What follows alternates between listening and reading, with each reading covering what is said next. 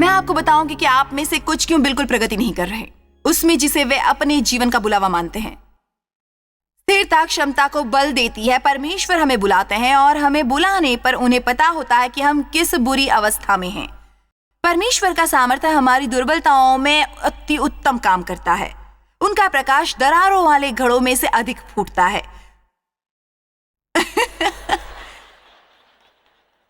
उन लोगों के मुकाबले जो बहुत काबिल होते हैं। जब उन्होंने हमें बुलाया, मुझे एक सचमुच दरारों वाला घड़ा मिला। परमेश्वर जानबूझकर दुनिया के दुर्बल और मूर्खों को चुनते हैं ताकि उनमें से उनका प्रकाश फूटे, जिसे देखकर लोग कहें ये जरूर परमेश्वर हैं। ये परमेश्वर ही हो सकते हैं। पता है, मैं स्कूल में अंग्रेजी मुश्किल से बोल पाती थी क्योंकि मुझे नाम, सर्वनाम, क्रिया और वाक्य के प्रकार समझ नहीं आते थे। मैं केवल बोलना चाहती थी। आज मैं दुनिया के बड़े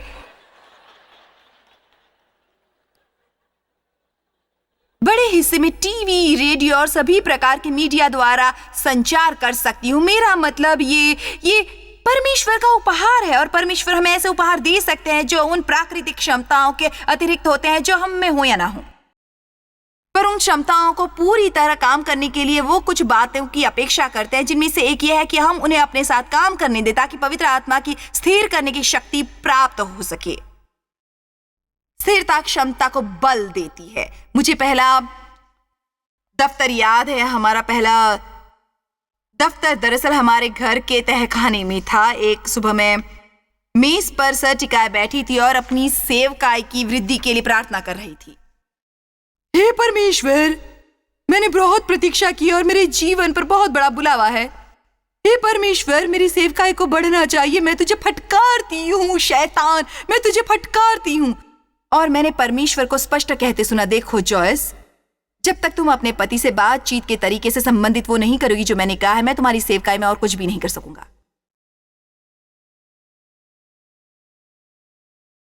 ये उससे बेहतर प्रचार है जैसा आप दिखा रहे हैं, क्योंकि मैं बहुत तेज तर्रार थी और बातों से घायल कर सकती थी और मुझे बदलने और समर्पण करने से रत्ती भर दिलचस्पी महसूस नहीं होती थी। पुरुषों ने मुझे दुखी और मेरा शोषण किया था और मैंने बड़े होने के दौरान अपने से करार किया था कि जब मैं यहां से निकलूंगी तो कभी किसी की आज्ञा नहीं मानूंगी, विशेष रूप से किसी पुरुष की। ये सुनने में अच्छा लगता है पर परमेश्वर के राज्य में ये काम नहीं करता।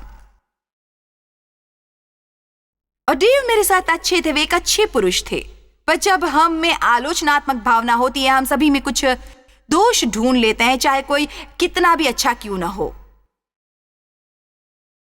मैं बहुत तेज तर्रार थी और यदि मैं उनसे सहमत ना होती जो वो करना चाहते तो मैं बहस करती और उल्टे जवाब देती और परमेश्वर मुझसे मेरा मुंह बंद करने को कहते थे।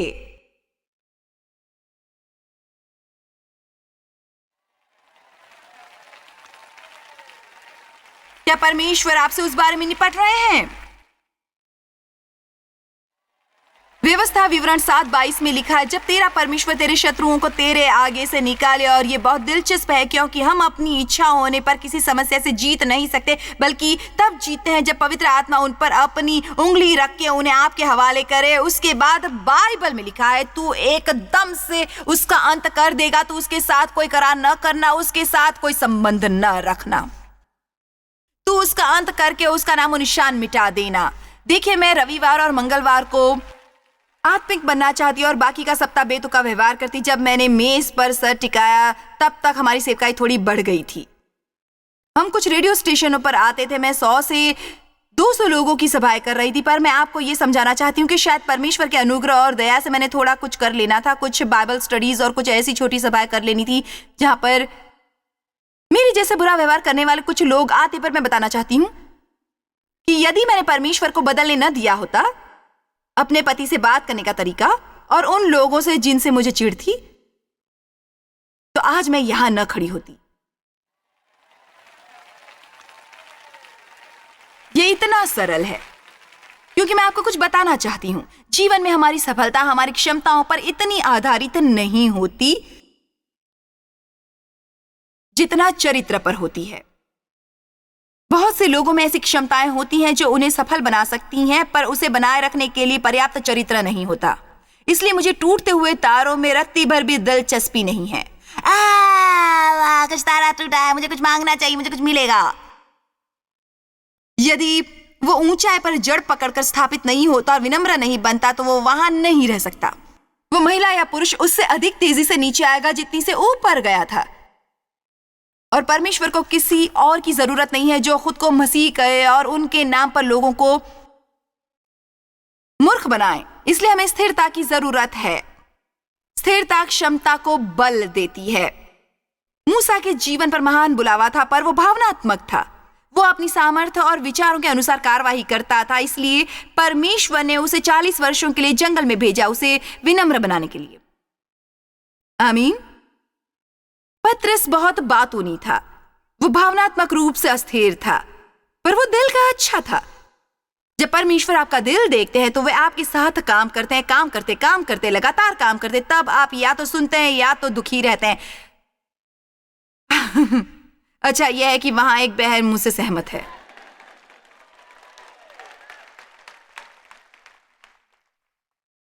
तो हमने विचार और मुंह में प्रगति की है, पर मैं सच कहती हूं कि चाहे मुंह पर नियंत्रण करना कठिन है, उस पर नियंत्रण करना अपनी भावनाओं और मनोदशा पर नियंत्रण करने से थोड़ा कठिन है। पर याद रखिए वे दोनों संबंधित हैं, क्योंकि जब हम महसूस करते या नहीं करते, विशेषकर यदि भावनाएं प्रबल होती हैं, बहुत कठिन होता है सही करना जब आप गलत महसूस करते हैं। काश आज आप यहां से जाएं ये निश्चय करके, एक निर्णय करके, ये महत्वपूर्ण नहीं कि मैं क्या महसूस करता हूं, परमेश्वर के अनुग्रह और दया से मैं सही काम करने वाला हूं। यह आवश्यक नहीं कि क्षमा करने की भावना होने पर आप किसी को क्षमा करें। यह आवश्यक नहीं कि किसी के साथ अच्छा करने की भावना होने पर आप ऐसा करें। यह आवश्यक नहीं कि मैं महसूस होने पर जीवन भर अपना शोषण करने वाले पिता से उनकी मरने तक देखभाल करूं, पर मैं चुनाव करती थी। बाइबल के अनुसार भला काम और सही चुनाव करते हुए थकिए मत, क्योंकि हौसला न हारने पर आप समय पर फसल काटेंगे। इसलिए अच्छा व्यवहार करने के लिए आपको वैसा महसूस होना आवश्यक नहीं। आपको प्रसन्नता महसूस करने की आवश्यकता नहीं, चेहरे पर मुस्कुराहट लाने के लिए। स्थिरता तुरंत शांत अटल अवस्था में लौटने की क्षमता है जब आप परेशान या निराश हों। वो किसी भी स्थिति में डटे रहने और शांति से सहन करने की शक्ति है। कितना सुंदर है। स्थिरता सबसे शानदार उपहारों में से एक है जो हम दूसरों को या स्वयं को दे सकते हैं। स्थिरता का मतलब है विश्वसनीयता। जब कोई स्थिर होता है तो आपको महसूस होता है कि आप उन पर भरोसा कर सकते हैं। मैं डेव पर प्रतिदिन अच्छी मनोदशा में रहने के लिए भरोसा कर सकती हूं। मेरा उनसे विवाह हुए 43.5 वर्ष हुए और मैं सचमुच बता सकती हूं कि इतने लंबे वर्षों में मैंने 43.5 वर्षों में उन्हें केवल 4 या 5 बार बुरी मनोदशा में देखा है, और वो भी इतनी बुरी नहीं थी। मेरा मतलब अपने विवाह के पहले महीने में मेरी मनोदशा इतनी बुरी थी जितनी उनकी सारा जीवन नहीं थी। मुझे विश्वास है कि उसका एक कारण डेव का व्यक्तित्व है। डेव तनाव मुक्त और शांत रहते हैं, जिसके कारण वे बहुत सहन कर सकते हैं, पर उससे अधिक वे परमेश्वर पर विश्वास करने का चुनाव करते हैं। उन्होंने चुनाव किया है परमेश्वर पर विश्वास करने का। एक और चीज जो डेव के स्थिर रहने में मदद करती है, और ये आप में से कुछ को हैरान करेगा, कि वो हमेशा अपनी अच्छी देखभाल करते हैं। वो स्वास्थ्यकर भोजन करते हैं, पर्याप्त आराम करते हैं, वो हर समय चिंता नहीं करते। आप सोचेंगे इनका स्थिरता से क्या संबंध है? इनका स्थिरता से गहरा संबंध है, क्योंकि जब आप अत्यधिक थके होते हैं तो सही व्यवहार करना बहुत कठिन होता है। यदि मैं यहां खड़े होकर दिन भर आपको अपनी देखभाल करने के लिए प्रोत्साहित करूं, तो भी आपको सामर्थ्य होगा किसी ऐसे से संबंध का आनंद उठाने की कोशिश करना जिन्हें आसानी से हताशा, निराशा, क्रोधित, परेशानी और दबाव महसूस होता है। पूर्णता अपने परिवार पर अनुग्रह करें। देखिए, मैं जानती हूं कि आप थके हैं, मैं थकी हूं, ये समझ लें ताकि हम जा सकें। आमीन। अपने परिवार पर अनुग्रह करें और निश्चय करें कि आप घर जाकर बुरी मनोदशा में उन पर क्रोध नहीं निकालेंगे। किसी ऐसे व्यक्ति के साथ रहने से बदतर कुछ नहीं होता।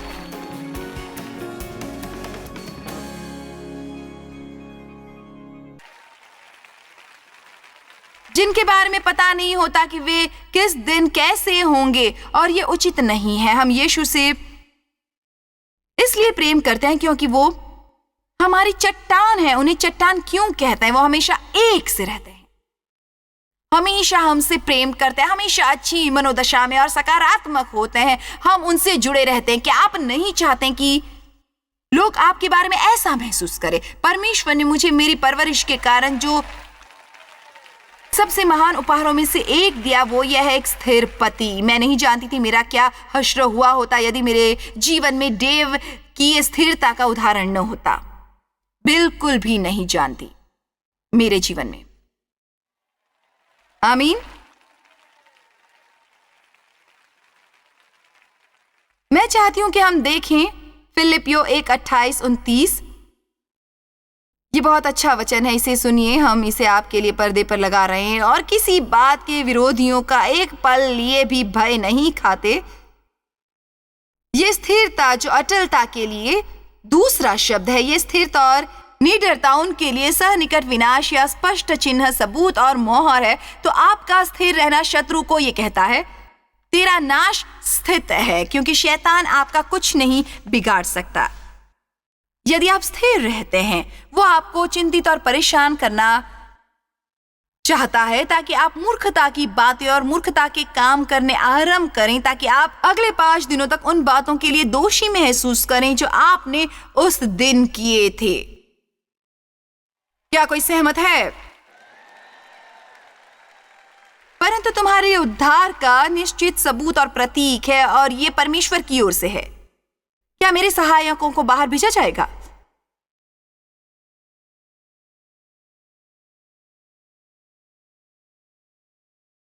हमें थोड़ी मदद मिल रही है। अच्छा, तो हम तुम्हें यहां रखते हैं शैतान, महोदय शैतान। यीशु, प्रभु की स्तुति हो।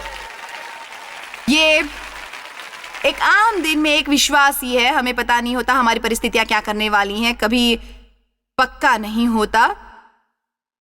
बाइबल हमें वादा करती है कि परमेश्वर हमारे जीवन में कुछ परिस्थितियां आने देते हैं और उनका आयोजन भी करते हैं जब तक हम शांत रहना नहीं सीखते विपत्तियों के दिनों में।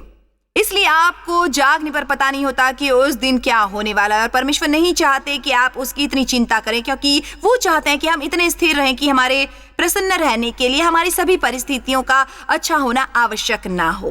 क्या वहां ऊपर किसी को समझ आ रहा है?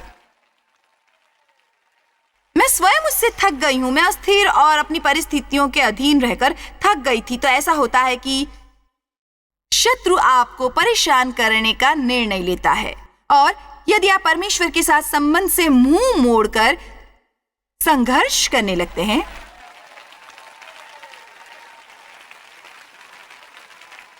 वो केवल उसे प्रसन्न करता है, और हम परमेश्वर को ऐसी स्थिति में डालते हैं जहां वे सचमुच हमारे लिए कुछ नहीं कर सकते, क्योंकि हम उन पर विश्वास नहीं करते। दूसरी तरफ जब ये हो रहा होता है, परमेश्वर देख रहे होते हैं, वो केवल देखते रहते हैं।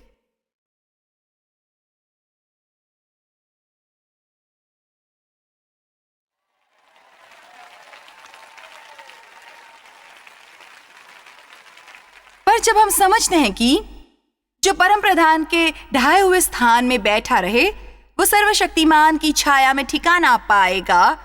मैं यहोवा के विषय कहूंगा कि ये मेरा शरण स्थान और गढ़ है, वो मेरा परमेश्वर है। मैं उस पर भरोसा रखूंगा, मैं उस पर यकीन करूंगा, मैं इसे नहीं छोड़ूंगा। तब क्या होता है? परमेश्वर उस चीज के साथ निपटते हैं और हमारे लिए कोई समस्या नहीं रहती। आमीन।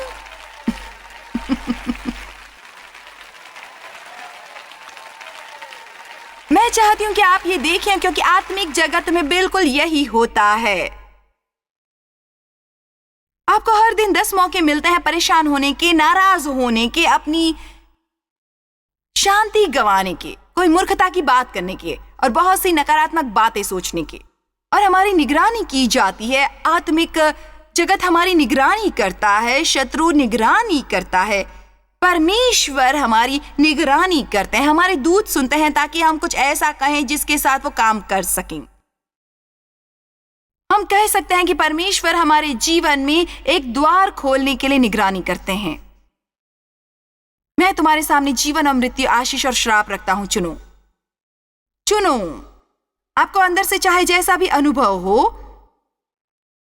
आपको ऐसा महसूस हो सकता है मानो आप टूटने वाले हैं, परंतु यदि आप ये कह सकते हैं, मदद करें, मदद करें, मदद करें, मदद करें, परमेश्वर मदद करें, मुझे स्थिर रखने, मेरी अपना मुंह बंद रखने में मदद करें, मदद करें, मदद करें, मदद करें, ताकि मैं ही परमेश्वर मदद करें, मेरी स्थिर रहने में मदद करें, मदद करें। इससे कुछ ही समय बाद परमेश्वर आपके लिए कदम बढ़ाते हैं। पता है क्यों? क्योंकि बाइबल के अनुसार वे हम पर कभी हमारी बर्दाश्त से ज्यादा कुछ बातें नहीं डालते और वो हर कठिन बात से निपटते हैं।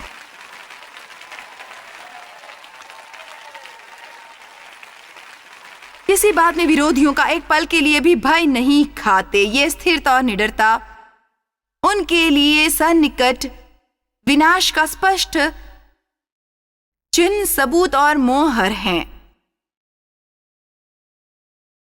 परंतु तुम्हारे लिए उद्धार का और ये परमेश्वर की ओर से है। मैं चाहती हूं कि आप घर जाएं और दृढ़ रहें कि परमेश्वर की मदद से आप स्थिर रहेंगे। परमेश्वर ने हमें भय की भावना नहीं दी, बल्कि शक्ति और प्रेम की और एक स्थिर मन। सब बातों के बारे में सोचिए और निर्णय लें कि आप कैसे व्यवहार करेंगे। रोज सुबह अपने साथ एक छोटी सी मुलाकात करें और कुछ बातों के बारे में सोचें। अपने से ये ना कहे मैंने बहुत समय से इसकी योजना बनाई हुई है और यदि सब मेरी योजना के अनुसार नहीं होगा तो मुझे सचमुच बहुत परेशानी होगी। क्योंकि मैं अभी बता सकती हूँ कि आपने उससे अपनी नियति लिख दी है। आपको ये समझ लेना चाहिए कि ऐसा कुछ होगा ही जो आपको परेशान करेगा। आप अपनी योजना की आराधना नहीं कर सकते। हेलो, आप अपनी योजना की आराधना नहीं कर सकते।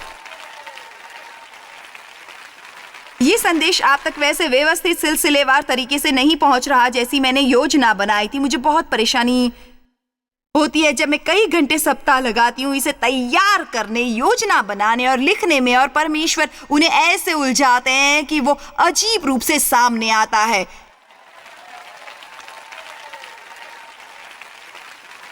पर याद रखें, हमारे जीवन में सृजनात्मकता नहीं होती, हम दावत का आनंद नहीं ले सकते यदि हम अपनी योजना पर डटे रहें। क्योंकि मनुष्य का मन उसकी राह की योजना बनाता है, पर परमेश्वर उसके कदमों को दिशा देते हैं। आमीन। मैं आपके बारे में नहीं जानती, पर मैं बहुत समय तक दावत से वंचित रही, इसलिए मैंने दावत पर जाना ही है।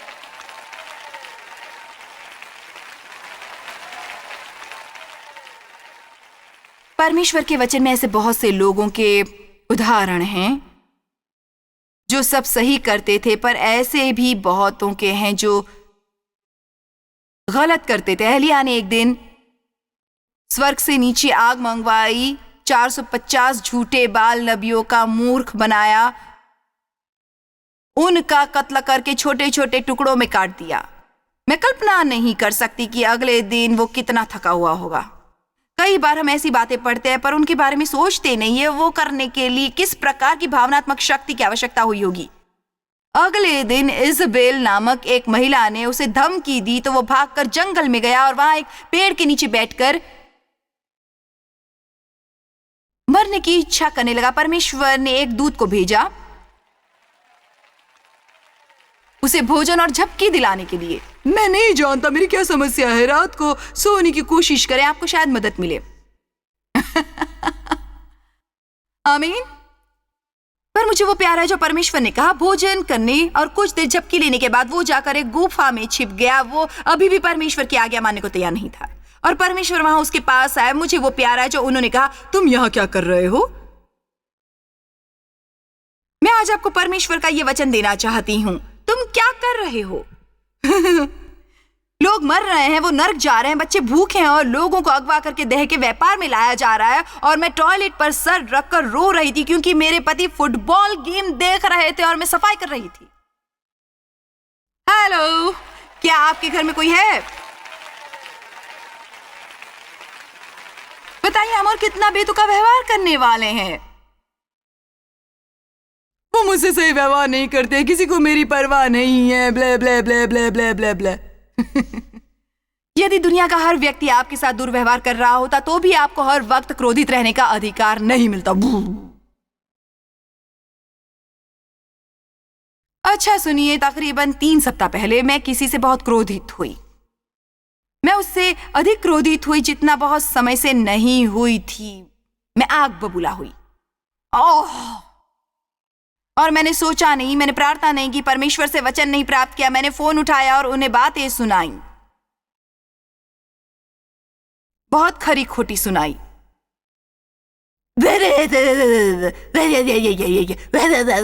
मैंने तुम्हारे लिए इतना सब करने के बाद तुम। मैं इतनी क्रोधित थी कि मुझे दोषी महसूस करने में भी 2 दिन लग गए।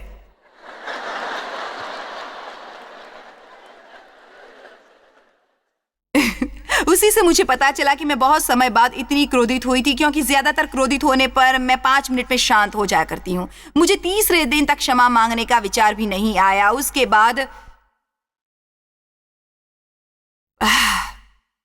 परमेश्वर ने मेरे दिल में ये डाला, माना कि उस व्यक्ति ने बुरा व्यवहार किया, उन्होंने जो किया वो बेतुका और मूर्खतापूर्ण था और उसने मुझे आहत किया था और उन्हें वैसा नहीं करना चाहिए था, पर उससे तुम्हें कोई अधिकार नहीं मिलता।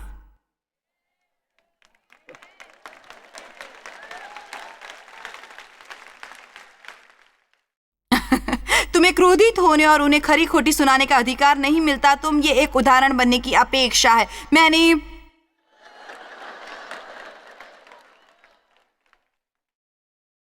और एक रात प्रतीक्षा की और डेव को फोन भी किया, जो करना मुझे प्यार आया। मैंने डेव को फोन किया और उन्हें सारी बात बताती। मैंने कहा, मुझे महसूस हो रहा है कि परमेश्वर मुझसे कह रहे हैं कि मैं फोन करके क्षमा याचना करूं, पर कई बार जब मैं अपनी भूल सुधारने की कोशिश करती हूँ तो असंतुलित तो हो जाती हूँ। आपको लगता है मेरा उनसे क्षमा मांगना ठीक होगा? ये 3 सप्ताह पहले हुआ था। मैं आपसे सच कह रही हूँ। मैं चाहती थी कि वो मुझसे कहे, हाँ मैं नहीं सोचता तुम्हें क्षमा मांगनी चाहिए, वो उनके लिए अच्छा नहीं होगा वो करना।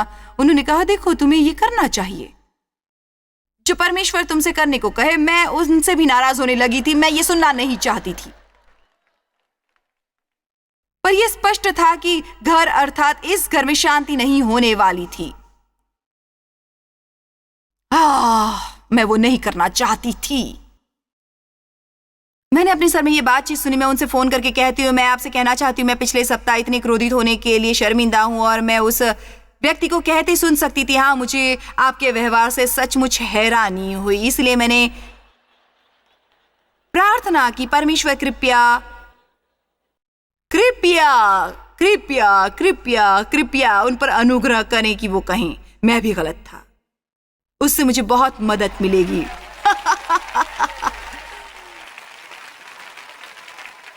मैंने सोचा ये बहुत सहायक होगा यदि मैं ये कहूँ कि पता है मैं बहुत शर्मिंदा हूँ पिछले सप्ताह इतनी क्रोधित होने के लिए। और वो कहते, दरअसल मैं उसके लायक हूँ, आपका कोई दोष नहीं है बल्कि मैं ही दोषी हूँ। सो मैंने फोन करने के बारे में सोचा, इस आशा में कि वो नहीं उठाएंगे। हेलो, आप कैसे हैं जी?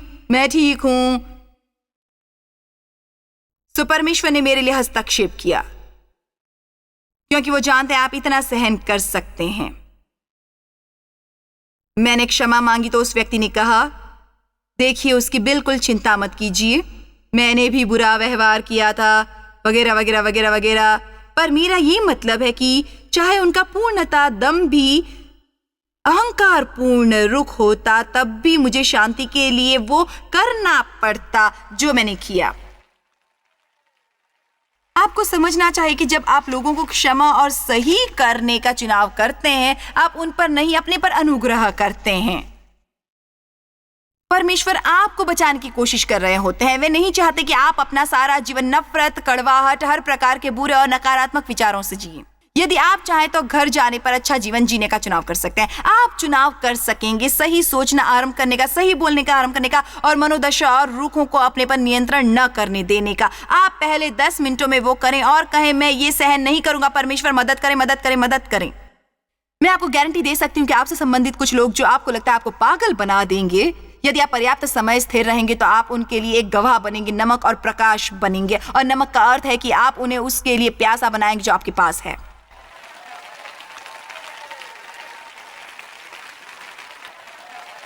आप उन्हें उसके लिए प्यासा बनाएंगे जो आपके पास है। सबसे उत्तम उपहारों में से एक जो हम दूसरों को दे सकते हैं और वो है स्थिरता चुनें। मैंने अपने जीवन में बहुत वर्ष बिताए हैं अपनी भावनाओं के नियंत्रण में और ये मेरे लिए आसान नहीं था, ना ही ये मेरे इर्द गिर्द के लोगों के लिए आसान था। और मैंने सचमुच परमेश्वर के साथ काम किया है और पवित्र आत्मा के साथ अपने जीवन में एक स्थिर व्यक्ति बनने के लिए। और मैं सचमुच आपको उत्साहित करना चाहती हूँ, यदि आपको इसकी जरूरत है तो 100% उसके पीछे जाएं। स्थिरता एक सुनिश्चित संकेत है कि हम परमेश्वर पर निर्भर हैं।